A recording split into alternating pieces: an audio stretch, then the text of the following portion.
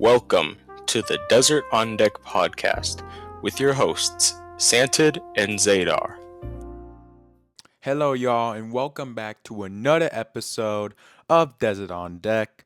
Um, it's good to be here, and it's also a bad time to be a fan of teams that were expected to be really good this year. And Zadar, there's been plenty of examples of teams. So let's just get going here. Um, what's the team that you can think of that had high expectations but just hasn't been able to follow up? Let's see. I know the Phillies, they re-signed Schwarber, re-signed Real Muto. They had high hopes. I know we've been saying this for like every year for the past 4 or 5 years. It's like this is the Phillies year, right? They've went out in free agency, got a couple of guys. They're hoping some other guys can step up, and then they lost 10 in a row this last week. Like, Ooh. what's going on there? Well, Um, I think what's happening is that the aging core of the Phillies is finally starting to get to the Phillies.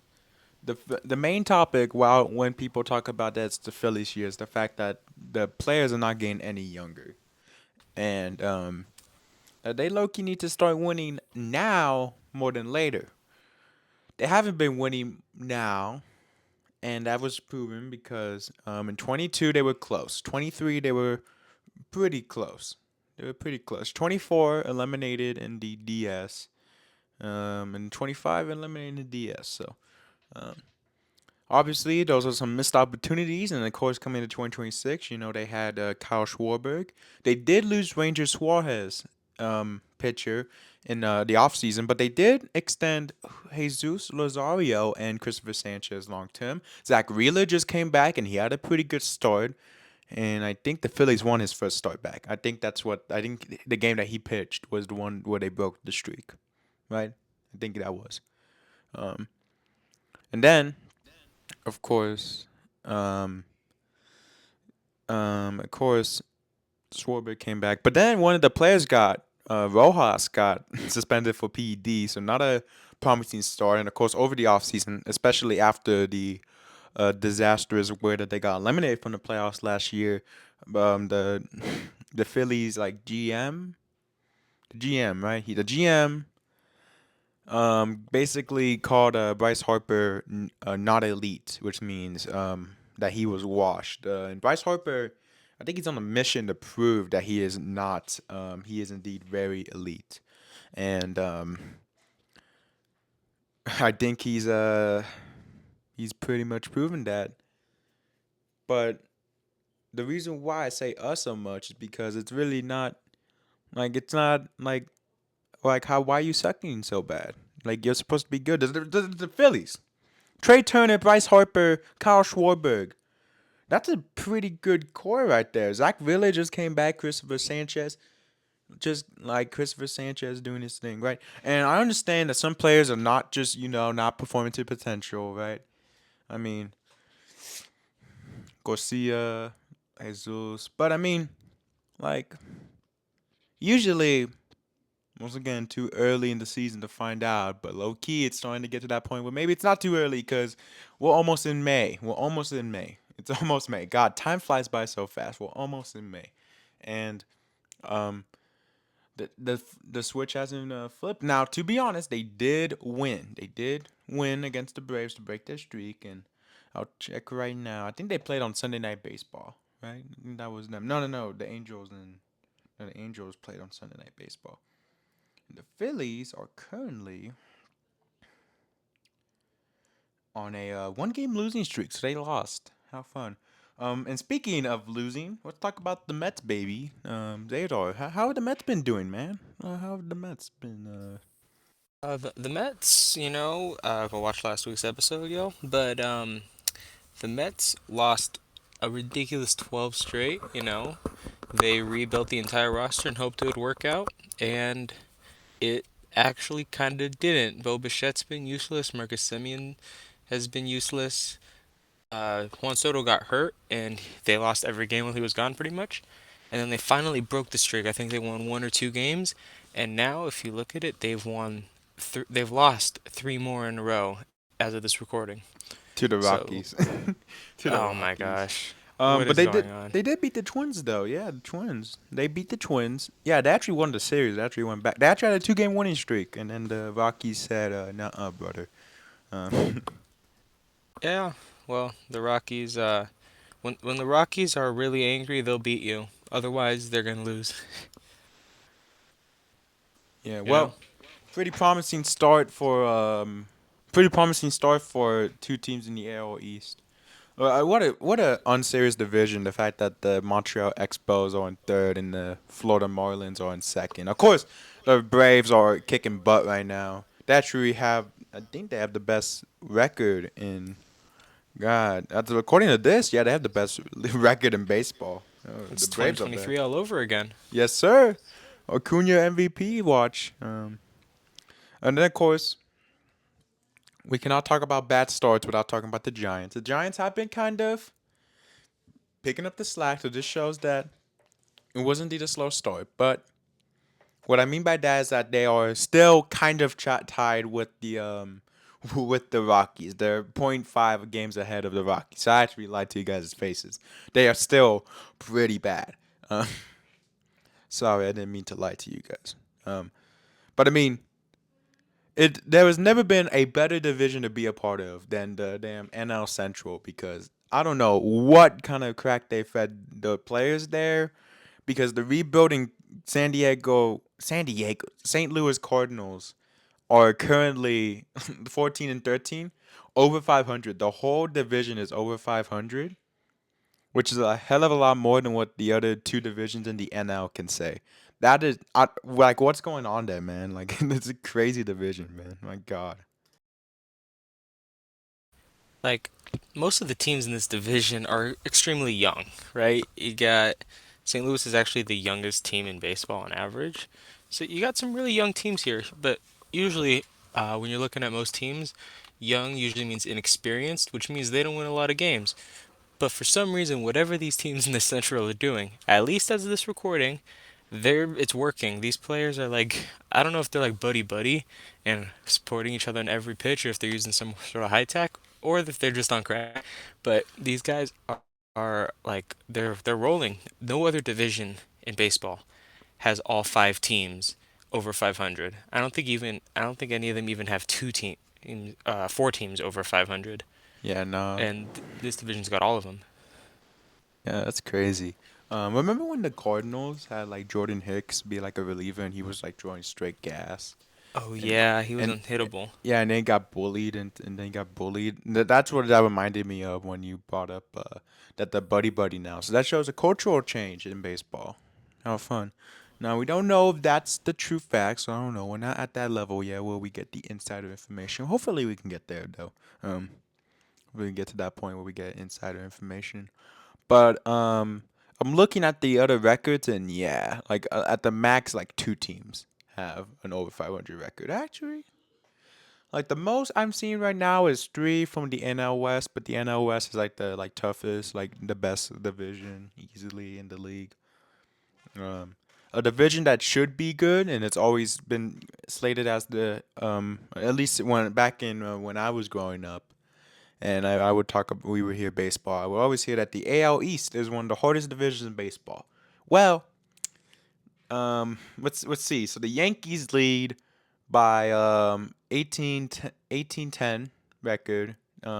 Actually on a they actually lost, but they do lead 1.5 games ahead of the Tampa Bay Rays, and then that ends the over 500 teams as the Baltimore Orioles, Toronto Blue Jays, and Red Sox are kind of just they're under 500. They're kind of dead down there. But the Blue Jays are getting Trey Savage back, and that's some good news. The Blue Jays are starting to become healthier again, so they can hopefully make a push near the second half of the season. But Zador, we need to talk about the Red Sox, man. We just need to. Oh boy, we got to go back to Boston. So I don't know if y'all like heard or watched the news, or if you're all living under a rock or something, but the Red Sox, after an awful start, decided to wake up and they're like, you know what? Let's just get rid of everybody, just like all of them. So they fired manager Alex Cora, and they got rid of like five coaches, and they're shuffling everybody around. And the players then they asked like, "Dude, what's going on?" And the bosses over at the front office just kind of like I think Trevor Story said they refused to answer. They just said what they said and didn't give much info. They So said to like only your baseball players focus on like the baseball, and also and you saw this quote right from the anonymous Red Sox player where he's like you know, like there's like pooping your pants and then just changing your shirt. Um, I think there's an if the Red Sox think the issue with their damn team is Alex Cora and the hitting staff, I'll give you some. Maybe it was. We don't know the wider broadness of what caused the Red Sox to be this bad, but we can kind of. I mean, what screw it. I'm not gonna try and be corporate. It ain't Alex Cora's fault. Maybe he can manage the team better, but when you give him like a goddamn like stick figure and like a bunch of other people and tell him, "Oh, go out there and like make us win," and then he doesn't win with like stuff that's obviously not working, right? Suarez has slow start. Sonny Gray, eh. Gary Crochet, my God, do you see that game against the Twins? I'm gonna keep talking about this game against the Twins. They let him number one. Okay, I'll give him that. Alex Crochet taking him out the second. He left Gary Crochet to die out there against the damn Twins. Right, so I'll give you that props. Okay, maybe bad managing decision there, but you're not giving them very good pieces. You lost Devers, you lost Bregman, who was supposed to replace Devers, and you lost him to free agency. Right, and you lost him to free agency because, oh, you didn't believe that the Cubs actually sent him a contract offer. To me, Zaydar, and call me crazy, but I feel like this isn't a failure on the players. I mean, it is kind of a failure on the players, but it's more a failure on the general on the in the front office, the GMs and the owners. I feel like that's where I think that's where all the big issues are, and um yeah. I mean, you mentioned it like earlier on at some point that the front office is like the king of making bad trades, from the Mookie Betts trade to the Caleb Durbin trade, Yeah, sure. and they kind of And the do it all the Devers. time. Oh, and the Devers trade. Who could forget the Devers trade? And the Dustin May trade. Ooh, that was a good trade. This list does not end, Oh does my, it? yeah, no, it doesn't end. They lost Profar. They lost Profar. No, not Profar. They Bogarts. They lost Bogarts in free agency once. God, we have a whole episode about the Red Sox, and we're still dogging on them. We have a whole Yeah. episode dogging on them, but like I swear, like this is like a crazy. We should make like a new thing, like low socks. That's a new thing. I don't know if that's a thing. People probably made it, but we're gonna do low Red Sox or like low socks because there's the damn. You could use it for the White Sox too. But you can use it. You know how we have low Mets, we should use low socks because my God. Yeah, Boston is like I don't even know. I don't know what they're doing. I don't even know if they know what they're doing. No, that front office man's gotta figure out exactly like I don't know. They're playing with this team as if they can experiment like it's an MLB The Show.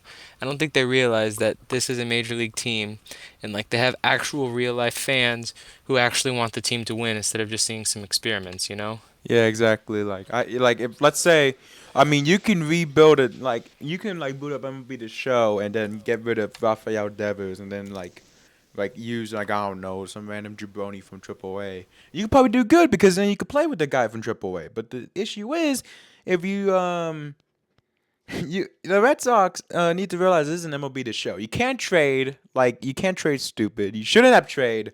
In the long run, fine. Okay, at first Verdugo, Connor Wong, and there was some third guy that I forgot. I don't know. Oh, and all that for David Price and Mookie Betts. All right, that's not a bad Yeah. trade. You know what I mean, that's Yeah. a I mean, you're not gonna pay him, and you want to get Price's deal off. I mean, that seems good in the short term. It seems good. Then you get some young prospects. Verdugo looked pretty promising. Verdugo was not very promising. They traded him to the damn Yankees. That shows you how promising he was. He's over there rotting with the San Diego Padres. I don't think he's even on the major league squad. I think still in the minors. He got released by the Braves like earlier into the season. Verdugo, I'm sorry to say it, man, but the guy, I'm not shocked that the guy that was literally allergic to his batting gloves isn't very like mind blowing in baseball. I'm not very shocked. Okay, but okay, fair enough there. But that also shows something with the front office from the Red Sox. Why would you not pay Mookie Betts money? Why would you not pay Mookie Betts? It's Mookie Betts. I don't even need to say it's Mookie Betts. Pay him. Pay the guy. My God. We're getting really off track here. Yeah, I mean, like, you made some good points though. Like, what they don't. This is a very valuable franchise. Like, they underestimate the amount of influence they have in the league, and they're playing as if they're a small market team, but they're not. They're the Boston Red Sox. They're the ones with the curse of Bambino. They brought Babe Ruth into this world, and then they're acting like they're like the Miami Marlins or somebody that you're not supposed to care about, Yeah, and they're like just trying to shed money. you can't cry broke and then be in Boston. You're the Red Sox. You're the most dominant team in like the 2010s. How many like okay in the 2000s they're like pretty good. They've won like a good amount of championships this millennium. Like you cannot be playing like you're broke. Okay, if the Pirates want to cry broke, okay, fair enough. You're the Pirates. You don't get nothing, right? But even the Pirates are doing more than you. Come on. No, oh my God. Unreal front office. My God, we could make like 15 videos on the Red Sox and have nothing to run out about. But we do have to move on because we get to pick on another team, another thing we talked about on the show, and that's the AL West. Because in the time that we've talked about them, they have not gotten any better. Yeah, the AL West, shocker, guys. The AL West is still the weakest division in baseball. Um, the teams here have only gotten worse. Now they only have one team above 500. Everybody else is either 500 or worse. You know, um, like what are we even doing here? Didn't you Um, say like Tyler Reddick Tyler had a Reddick. higher winning Uh, percentage? All right, so all my NASCAR freaks out there, right? I like watching some NASCAR, and I saw this little funny statistic they put on during like practice. No, practice got no. They didn't have practice. So like during the pre-race show, they had a graphic that said that Tyler Reddick, the driver of the 45, he drives for Michael Jordan. He's been really good this year. He's won like 5 races this year. He's been really good. He has a higher win percentage than the whole AL West. It's crazy. There was the graphic. It was you can search it up. It's like on Twitter, and you can see the graphic. That's nuts. Imagine having a better win percentage in NASCAR. NASCAR is now it's not like baseball where you see the people. Well, yeah, I guess you see them every week, but like you have 40 people you could tend for one win. In baseball, you only have to face one other thing. So imagine having a better win percentage than the damn AL West, right? But I think a good story, a little heartwarming story, a little feel good, while we're talking so negatively here. Because negative stuff makes the news. But let's talk about something positive. The Oakland A's. But why did I like stutter on the Oakland like I'm like an MLB person now and I gotta call them the Athletics. No, the Oakland A's, they are leading the AL West. And I kinda hope they win the AL West. Like that's like I remember back in 23, that was a good. I started kind of rooting for the A's, right? And then of course in 24, I also was still rooting for them, right? And then they left Oakland in 24, and then they were like backs against the wall. They did not have a good team at all. And then 25, hold up, Rookie of the Year Nick Kurtz, and then Jacob Wilson, and they're making moves now. Now you could say that they're only extending these players contracts because they're going to Vegas and they want to have good stock in Vegas. Now you might be right, and the whole ownership group there is very scummy. So honestly, sell the team number one. I know it's a little bit too late to sell the team, but sell the team. Get John Fisher out of there. No one likes John Fisher. We don't like John Fisher here. But I'll give him credits. They have a pretty good team for the AL West. Anywhere else, I don't think they would even be close to the top. Yeah, no. In the Central, the Guardians, man. What did they? How are they this good? The Guardians, like I swear, the Guardians never do anything in free agency. All they ever did, the one thing I remember them doing in free agency this year is like extend the player they already had. God damn. My God, it's Yeah, the Guardians are like, they're like, all right, what do we do? You know what? I have an idea. Let's do absolutely nothing, extend our MVP candidate, and hope that everybody else figures out how to play baseball. And uh, it's working, kinda, well, yeah, it's you know? working. Yeah, I mean the AL is just weak in general, except for the other Yankees and Rays. Apparently, then you're like gods. But um, the Tropicana Field, the Rays really miss Tropicana Field because my God, they're doing pretty good. Oh man, baseball's always better when the Trop is being played at. Just Oh wish yeah. I wish the A's would play at like a major league stadium instead of playing at Sugar Hill Park. I actually like Sugar Hill Park. I think it's a neat stadium. But um like man, like you tell me you couldn't have dealt with Oakland. I mean I know Oakland probably would like do everything but host the Athletics anymore, right? But I mean like you didn't have to burn that many bridges. You still got to play at the Coliseum, right? But no, you got to play at in Sacramento. In Sacramento. Sacramento's not a sports city. Why are the Kings? Why does Sacramento have a basketball team? What the hell? Dude, so Sacramento can have a basketball team, but Seattle can't? Okay. I'm getting off track. That's like a whole other thing. God, Sacramento. What do they even do? Like Sacramento is the capital of California, right? That's like the main thing, right? But besides that, what else does Sacramento even do, bro? Why did they get the A's? Why'd you move the A's? Just stay in Oakland, bro. Oh my God. But that's positive news that the Oakland A's are doing pretty good. But yeah, they should probably sell the team. But so Zadar, you want to just recap some of the bigger moments that happened in baseball? Just tiny little bite-sized stuff. Oh yeah. So after losing a bit to the Rockies, and then the Giants, the Dodgers remembered how to play baseball again. I mean, it's just to beat the Cubs a little bit, Beat and them a little bit then silly. yeah, it was kind of fun. But No, the Cubs had their moment already. yeah, I mean they beat the Dodgers on Apple TV.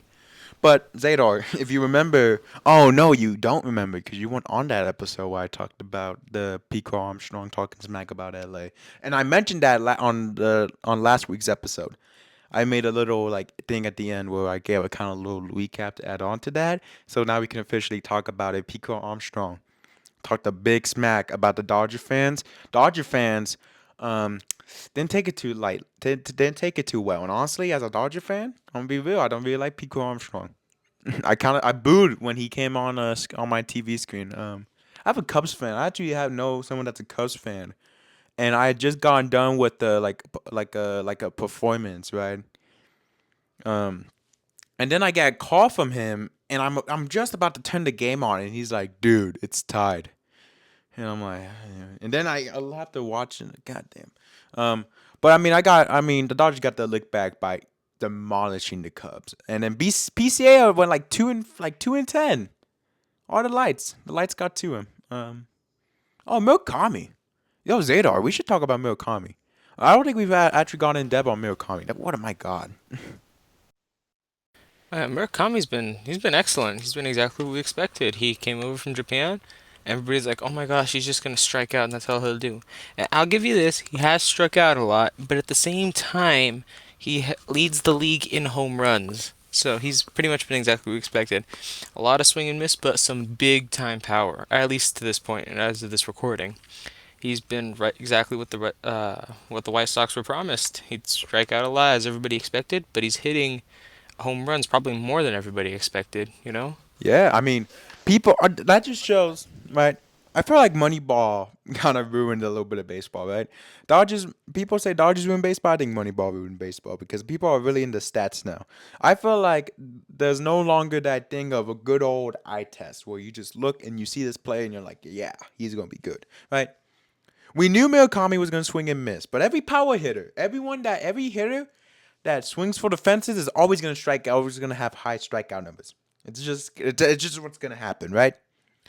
So people try to make the narrative that he was gonna be bad when he came to America, and he's been one of the like you said, he's leading home runs as of recording this video. He's leading home runs. He's leading in the homers. So, like, you know, haters be haters, and they lost.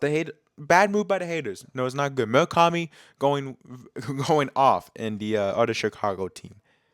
Um, yeah. So let me think. What's that? Oh, y'all remember good friend Trevor Bauer? Well, not a good friend.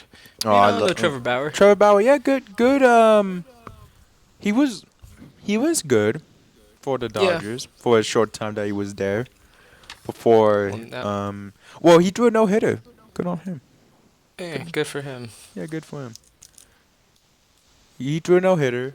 He actually had a really rough start for his first start. Oh, Puig signed a contract. Y'all see how Puig, another Cleveland Indians legend. I guess Dodger legend. I guess he was pretty okay for the Dodgers. He wasn't like one of the best hitters. He definitely wasn't an all-star on the Dodgers. No. We all know him more for his tenure on the Indians and the Reds, but he actually signed with a Canadian team. But unfortunately, 16 days after opening day, he has to go to court to hear his sentencing on because he was a part of a big gambling like scheme. So they're gonna prosecute him, right? And that's no good. He's gonna be chilling with Emmanuel Clase and that other Guardians pitcher. I don't know who the hell that is. But and was it all any other baseball stuff that happened this week that you want to talk about? Like anything that caught your eye? I'm looking at this right now. Apparently, some woman played in Division One baseball. Interesting. Oh, Probably see how that pans out. We'll you know probably come what? back to that later this year. You know. Yeah, hell yeah. Oh, that women's baseball league's gonna start soon. Oh yeah, we gotta keep an eye on that We one. have to keep an eye. I'm very happy they have one. They have a team that's repping LA, and I love that they're trying to expand the sport to like more. Like I know there's the boys sport, right? It's a boys sport, right? But I feel like we should try and get women more like ladies to get into this sport because baseball to me is for everyone. And the fact that we're gonna have a women's baseball league, I'm very happy about that. I will be trying to tune in as much as I can. If there's any way I could watch it, and the Dodgers aren't playing at the same time, I'll try and tune in because I feel like that's gonna be a good time. I mean, it's only 4 teams now. It's pretty small right now, but I feel like if everyone supports it, and I feel like if you're a baseball fan, you should really support the women's league. I feel like it's gonna help grow baseball, right? Because it's gonna start off small, but if we keep supporting it, it could be pretty big. It could be better than the women NBA, the WNBA. Ooh. And you know, yeah, yeah, I'm pretty. That's good. Yeah, I like that. I like that. Women in baseball. I love that. That's a good thing. Um.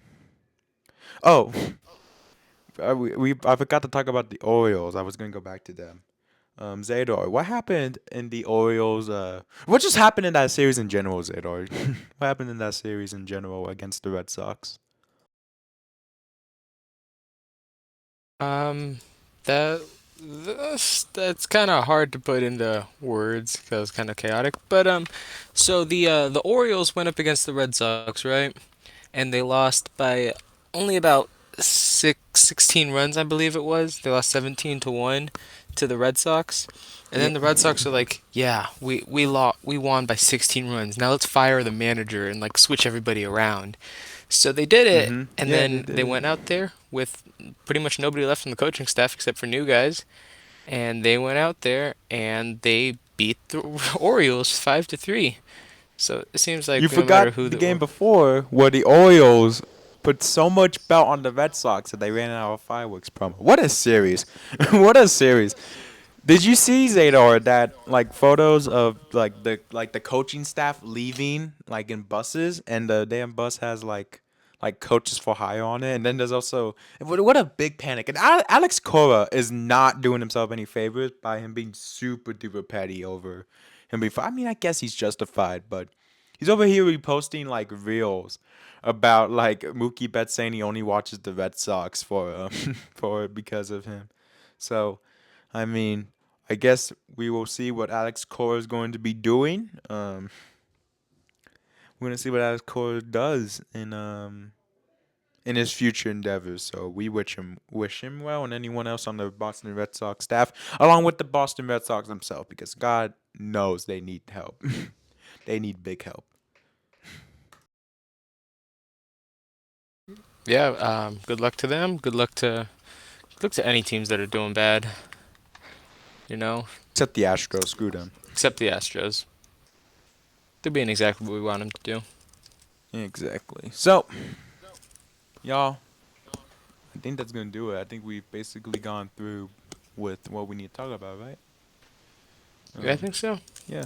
Oh man, so we get to go on to the sports recap. Carson Hocevar, it's going on NASCAR. Kick it off. Carson Hocevar, he won his first ever NASCAR Cup Series race. First ever career win in the Cup Series. He won at Talladega. Congratulations to him. I think he deserves it. In the NBA, the playoffs are going crazy, man. The playoffs. I mean, this is like generational belt from the Thunder. The Rockets finally won a game against LeBron James and friends. Um, dude, the Timberwolves and the Nuggets, they had a funny. Wait, no, was it the Grizzlies? No, I think it was Minnesota Timberwolves. Yeah, okay, yeah, it was the Timberwolves. Wait, no, Memphis. Okay. Oh no, I'm getting the Grizzlies and the Timberwolves messed up. One of those two, they had a crazy brawl with the Nuggets, but most people didn't get the that game. I was actually got interrupted by a presidential like alert. That's funny. The NFL had the drafts lately, and Zaydar, did you think the Chargers did pretty good moves in the draft? Did you pay attention to that?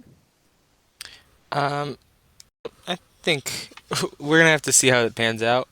But I will say, I think I'm relatively satisfied with what the Chargers got done. What do you think Oh, of what you know? oh man. But we're I gonna have to am. see. I'm on cloud nine, but we'll see. But I'm pretty happy. We have Mendoza and we got our defense, so that's pretty good. And then in the NHL, the playoffs are kicking off. Um, the Mammoth. I remember I saw they beat the Knights. Like the hockey's like the only like sport where I root for like two teams. I guess in baseball I kind of go for the Athletics, but that's like kind of like a well. I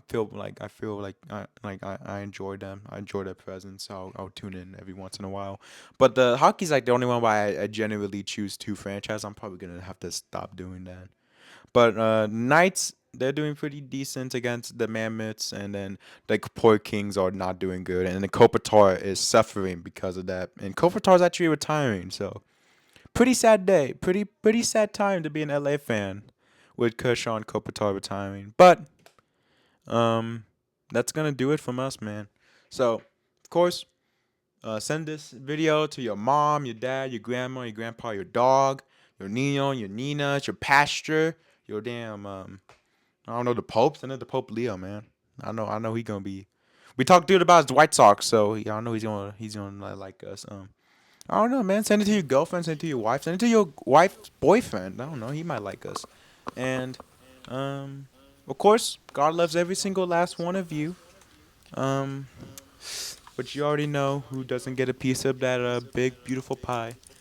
But at least me and Zadar, we love you all. So yeah. So Yeah. see you on the flip side. All right. Peace. See y'all. Peace. See y'all. Follow us on Instagram and TikTok as well, please. This has been the Desert on Deck podcast. Stay cool and subscribe, and we'll see you next time.